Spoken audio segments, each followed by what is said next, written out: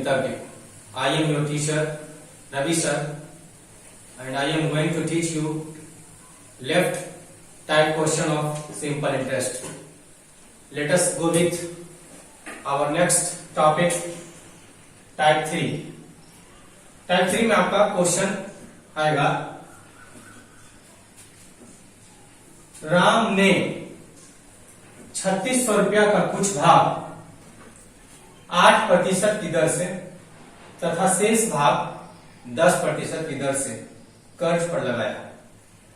यदि 2 वर्ष के अंत में उसे कुल 636 रुपया का ब्याज प्राप्त हुआ तो 8% की दर पर कितनी राशि कर्ज पर लगी थी। ठीक है, तो इस तरह से इस क्वेश्चन में आपसे पूछा जा रहा है कितनी राशि, यानी कि आपका 3600 रुपया है, 3600 रुपया को 2 भागों में करके कुछ रुपया 2 भागों में करके एक को 8% की दर से और एक को 10% की दर से 2 वर्ष के लिए कर्ज दिया गया है। उसके बाद 2 वर्ष के अंत में दोनों से जो ब्याज आया दोनों का जोड़कर 636 रुपया हो रहा है। उसके बाद तो आपसे पूछा जा रहा है कि बताइए 8% की दर पर जो पैसा कर्ज दिया गया था वो कितनी थी। तो इस तरह के प्रश्नों को सोल्व करने के लिए, जैसे यहां आप देख रहे हैं कि कुल 636 दिया हुआ है, तो जब भी अगर कुल ब्याज आपको दिया हुआ है तो कुल का फॉर्मूला यूज करें। कुल का क्या फॉर्मूला है,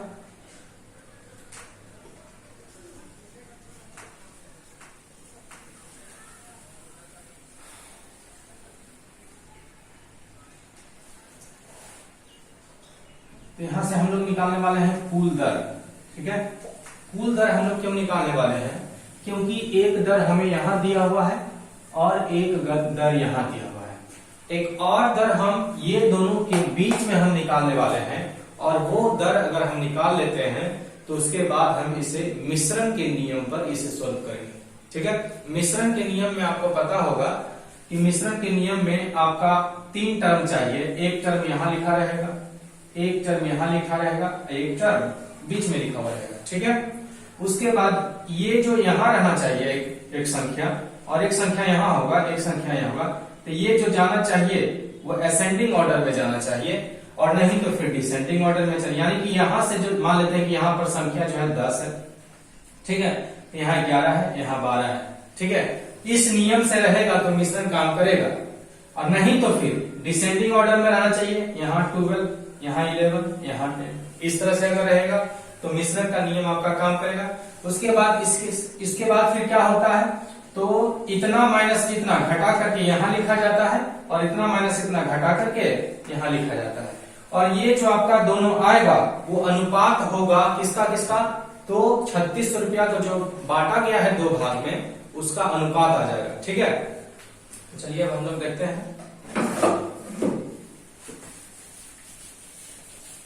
तो कुल दर यहां हम निकालने वाले हैं। कुल दर बराबर क्या होगा, तो कुल ब्याज गुणे 100 डिवाइडेड बाय कुल मूलधन गुणे कुल समय। ठीक है, यहां पर कुल ब्याज हमें क्या दिया हुआ है, 636 इंटू 100 डिवाइडेड बाय कुल मूलधन क्या है, कुल मूलधन आपका 3600 है इंटू कुल समय 2 वर्ष। 0 0 कैंसिल, 2 से यहां कट, 2 तिया 6, 2 का 2, 2 8 16। उसके बाद 6 6 36, 6 5 30 और 6 तिया 18, तो आपका आ गया 53/6।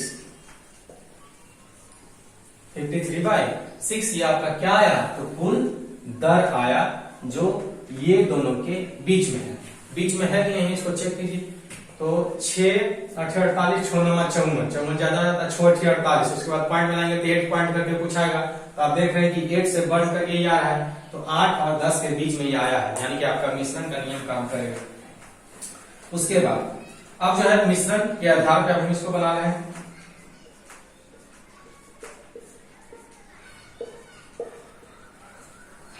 मिश्रण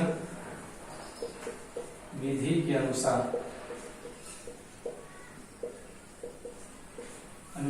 पहले हम यहां एक लिखेंगे 8%, ठीक है। उसके बाद है 10% दूसरा, और ये दोनों के बीच में जो आया है 53% हटा दीजिए, 53/6। उसके बाद आपको क्या बताया गया था कि ये दोनों माइनस होकर के इधर लिखाता है और ये दोनों माइनस होकर के इधर लिखाता है। जब ये दोनों को माइनस करके इधर लिखेंगे तो आ जाएगा 7/6, और इसको जब इधर करके लिखेंगे तो आ जाएगा 5/6। तो आपका राशि का जो अनुपात आएगा वो देखिए क्या आएगा,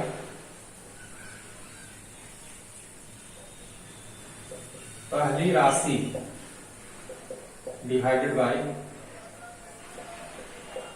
दूसरी राशि का जो अनुपात होगा वो क्या होगा, 7/6 अनुपात 5/6।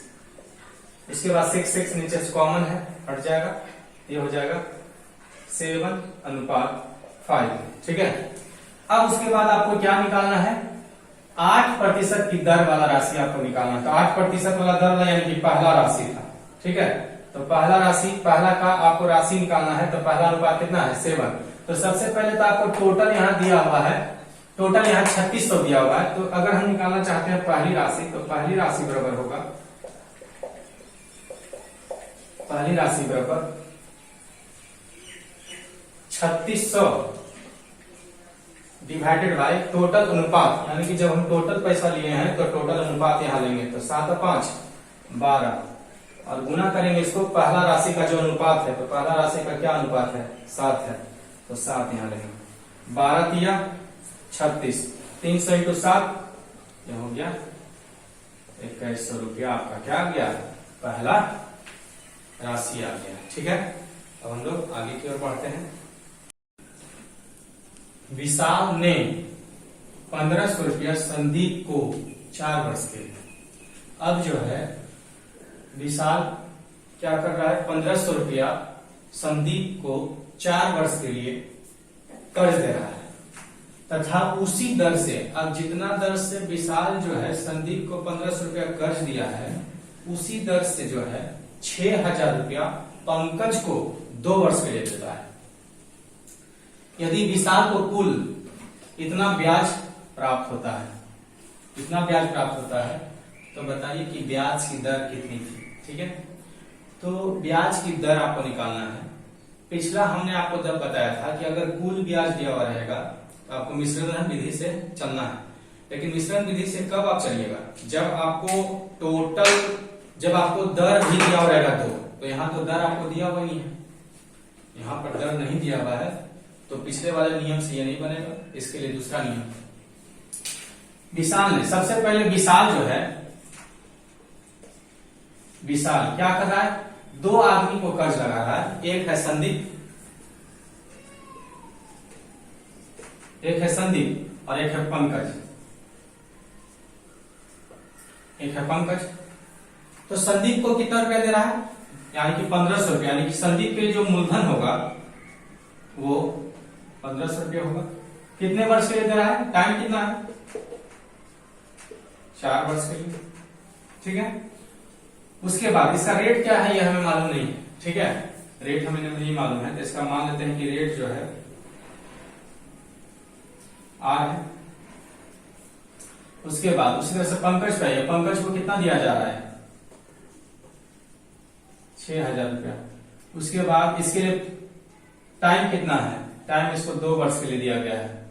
और उसके बाद बोला गया है कि यदि विशाल को कुल इतना साधारण ब्याज प्राप्त हुआ तो ब्याज की दर कितनी थी, और उसके बाद यहाँ पर बोला गया था कि दर दोनों का सेम ही है, तो इसका मतलब इसका भी दर क्या रहेगा, आर ही रहेगा। अब उसके बाद यहाँ टोटल साधारण ब्याज दिया, यानी कि इससे जो ब्याज इसको विशाल को मिला और पंकज से जो ब्याज विशाल को मिला, दोनों को जोड़ करके कितना है, 900 रुपया है। तो मान लेते हैं इसका ब्याज पहले हम लोग निकालते हैं, यानी इसका मतलब ये हुआ कि SI1 प्लस SI2, इसका माने हैं हम S1 ब्याज और इसका ब्याज हमने माना है S2। तो इज इक्वल टू टोटल क्या दिया हुआ है, 900। अब उसके बाद S1 का फॉर्मूला लगा दीजिए, ब्याज का formula P into I into T by 100 यानी कि 1500 इंटू आर में नहीं मालूम है, आर हो जाएगा टी कितना 4 डिवाइडेड बाई 100, फिर प्लस इस पे फिर फॉर्मूला लगाइए तो हो जाएगा 6000 into R into 2 divided by 100 equal to total कितना 900 रुपये ब्याज आ रहा है। इसके बाद यहाँ 0 0 कैंसिल, 0 0 कैंसिल, यहाँ भी 0 0 कैंसिल, 0 0 कैंसिल, यहाँ क्या है 15 चौक 60 आर प्लस अब यहाँ क्या आ रहा है 6 गुना 12 यानी कि 120 आर बराबर कितना 900। उसके बाद ये दोनों को जोड़ेंगे तो 180 आर बराबर कितना 900। उसके बाद काटिए कितना बार में 900 तो 180 बचे 900 यानी कि आर बराबर जो आपका आया वो कितना परसेंट आया 5% आया। ठीक है, तो ब्याज की दर कितनी हो गई 5%। हमारा अगला प्रश्न है 8000 रुपया को 2 हिस्सों में कर्ज पर लगाया गया। अब 8000 रुपया है जिसको 2 भागों में बांट करके कुछ हिस्सा 2 भागों में बांट करके उसको कर्ज पर लगाया जा रहा है। हिस्से का 12% की दर से 6 वर्ष का ब्याज। उसके बाद बोला जा रहा है कि पहला जो हिस्सा है उसको 12% रेट से लगाया जा रहा है कितने टाइम के लिए 6 वर्ष के लिए। दूसरे हिस्से के 10% की दर से 12 वर्ष के ब्याज। उसके बाद बोला जा रहा है कि दूसरा हिस्सा को जो लगाया गया 10% की दर से 12 वर्ष के लिए तो उसका ब्याज और जो पहले हिस्सा जो लगाया गया था उसका ब्याज दोनों आपस में कैसा पाया गया कि दोनों ब्याज कैसा था बराबर था। तो 12% पर कितने धन उधार दिया गया तो पूछा जा रहा है कि 12% पर जो हिस्सा पैसा जो लगाया गया कर्ज पर तो वो कितना था। ठीक है, तो जब भी अगर ब्याज बराबर की क्वेश्चन आए कि ब्याज अगर मान लेते हैं कुछ पैसा है जिसको 2 भागों में बांट करके उसके बाद लगाया जा रहा है उसको कर्ज पर और ब्याज अगर दोनों का बराबर आ जाए तो उसके लिए आपका एक फॉर्मूला आ रहा है, वो फॉर्मूला है पहला हिस्सा बटे दूसरा हिस्सा इज इक्वल टू। देखिए पहला हिस्सा बोलेगा तो इधर आपको जो रेट और टाइम लेना है दूसरा लेना है, यानी कि दूसरा के लिए हम लोग लिखते हैं R2 और इंटू T2।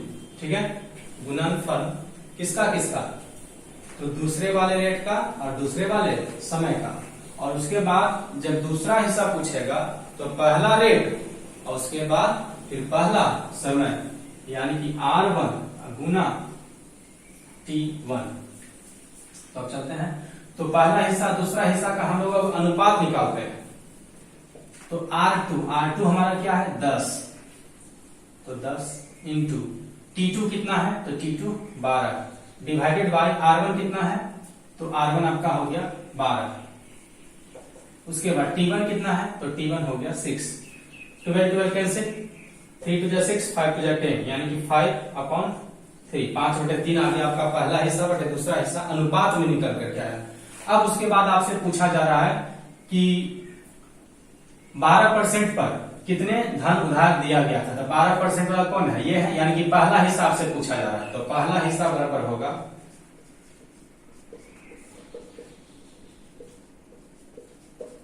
पहला हिस्सा बराबर टोटल पैसा डिवाइडेड बाय टोटल अनुपात। तो टोटल पैसा 8000 डिवाइडेड बाय टोटल अनुपात 5 3 8 अब गुना निकालना किसको है 12% यानी कि पहला हिस्सा। तो पहला हिस्सा का अनुपात क्या आया है 5, तो गुना क्या कर देंगे 5।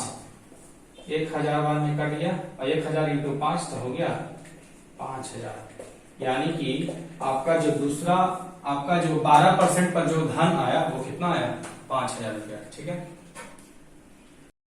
हमारा अगला प्रश्न है कोई धन 2 वर्षों में 756 रुपया है। धन कितना है ये मालूम नहीं है, लेकिन इतना बोला जा रहा है कि जो कोई भी धन है उसको 2 वर्ष में अगर लगाया जाता है कर्ज पर तो वो 756 रुपया हो जाता है, तथा 3.5 वर्षों में 873 रुपया हो जाता है। और उसके बाद उसी धन को अगर 3.5 वर्ष के लिए अगर लगाया जाए तो 873 रुपया हो जाता है।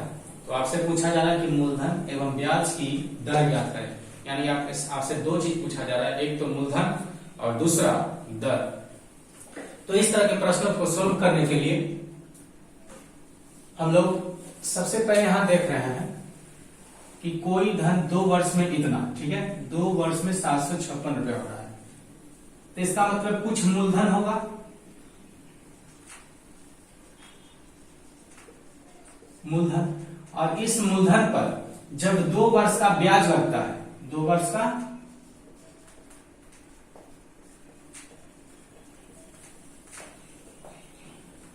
ब्याज लगता है तो कितना हो जाता है 756। ठीक उसी तरह से अगर आप फिर से वही मूलधन को अगर 3.5 वर्ष के लिए लगाएं तो कितना हो जा रहा है 873। तो फिर से अगर उसी मूलधन को 3.5 वर्षों में जो ब्याज आएगा का ब्याज, तो मूलधन और 3.5 वर्षों का ब्याज जोड़ते हैं तो कितना हो जाता है 873। ठीक है।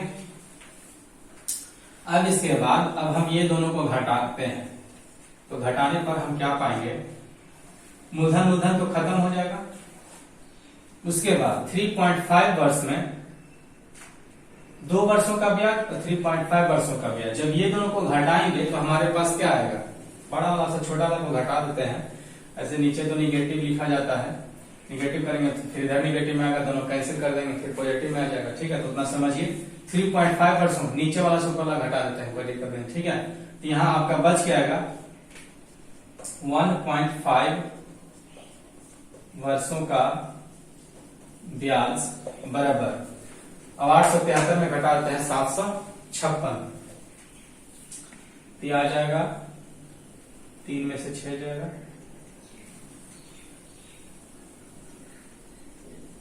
873 756 713, उसके बाद 6 में से 5 जाएगा 1, और उसके बाद 8 में से 7 जाएगा 117। ठीक है, ये 1.5 वर्षों का ब्याज निकला। तो अगर 1.5 वर्षों का ब्याज 117 है तो यहां से हम 2 वर्षों का ब्याज निकाल सकते हैं, या तो 3.5 वर्षों का ब्याज निकाल सकते हैं। एक नियम पर चलेंगे, तो यहां से अगर हम निकालना चाहेंगे 2 वर्षों का ब्याज,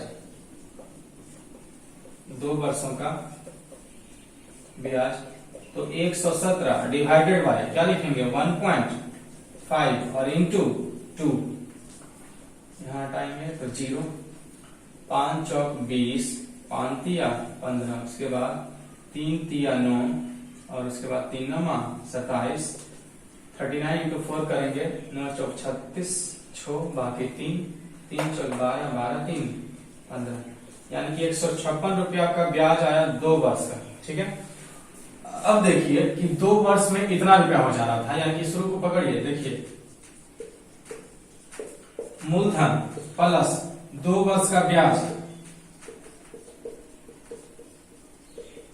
बराबर कितना दिया हुआ था 756। अब उसके बाद मूलधन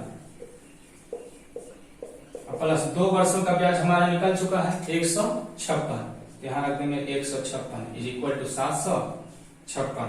अब यहां से हमारा मूलधन निकलेगा, तो मूलधन निकालने के लिए इधर जो 156 है उधर जाकर के माइनस हो जाएगा, तो 756 और माइनस 156, ये हो गया 600 रुपया। तो हमारा जो मूलधन आया वो कितना आया 600 रुपया। उसके बाद मूलधन तो हमारा निकल गया, अब उसके बाद क्या कहता है ब्याज की दर निकालिए, यानी कि दर निकालना है। ठीक है, तो दर का फिर फॉर्मूला लगाइए, तो दर बराबर क्या होता है ब्याज गुना 100 बटे मूलधन गुना समय। ब्याज कितना है 2 वर्ष ला लेना है, 2 वर्ष का ब्याज आपका आया है 156, तो 156 गुना 100 डिवाइडेड बाय मूलधन कितना आ गया 600 और इंटू समय कितना दिया हुआ था 2 वर्ष। 100 से 6 टाइम में कट गया। उसके बाद 6 6 गुना 12 12 6 6 36 ये कट जाता है 6 से 6 गुना 12 और 6 6 36। उसके बाद फिर 2 से 13 गुना 26। तो आपका जो दर निकल के आ रहा है वो कितना आ रहा है 13%। तो ये हमारा जो था सिंपल इंटरेस्ट का सबसे अंतिम क्वेश्चन था। अब कल से जो है हम लोग अगले चैप्टर की ओर बढ़ेंगे और हमारा अगला चैप्टर होगा चक्रवृद्धि ब्याज।